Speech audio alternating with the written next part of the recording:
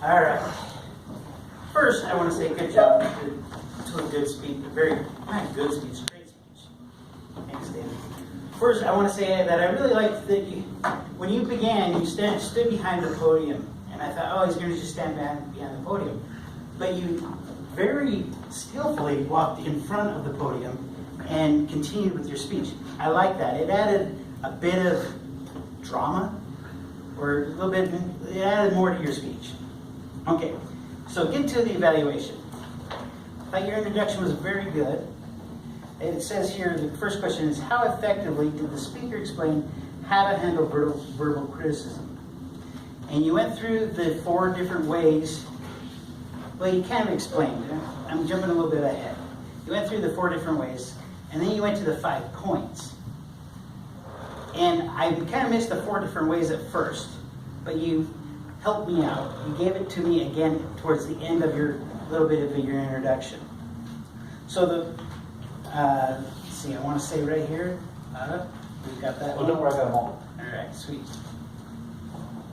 You went through the points and gave great descriptions. And you summarized, so at the end, I really liked how you summarized each of the points, the 5 points. Then you went back and you summarized them again. Then you went and you summarized the 4 points, and then you summarized the 5 points again. So it was kind of redundant, a little bit, but it helped me out because I was able to write them down. Now, in the example, in the role, it was very good. You were able to listen to Roger's criticism, and you didn't interrupt him. And that's one of the things about listening to criticism is we need to not think of what we're going to say next, actually listen to what the person has to say. So you did very well there. The next question is, how did the speaker indicate he or she was listening to the criticism with an open mind? I was busy writing things down, so I didn't see your body language, but you repeated what Roger had said. You paraphrased it, and you asked some questions. And so I knew that you acknowledged Roger's concern. The next question is, how did the speaker determine the reason for the criticism?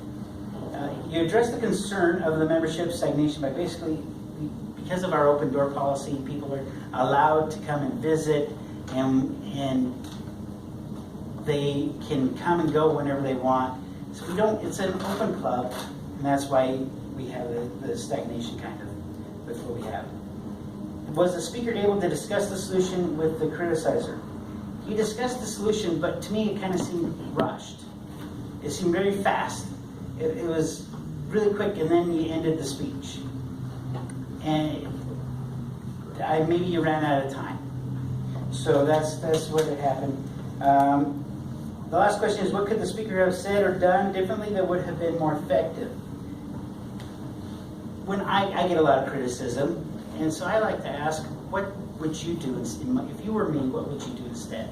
And put the criticizer in the person's shoes. That's the only thing that I would consider. But overall, I really enjoy how you give these instructions, because you've been doing these speeches for quite some time, and giving how to do presentations, how to accept criticism. Excellent. I really appreciate your point of view and your input and your speeches. Thank you very much.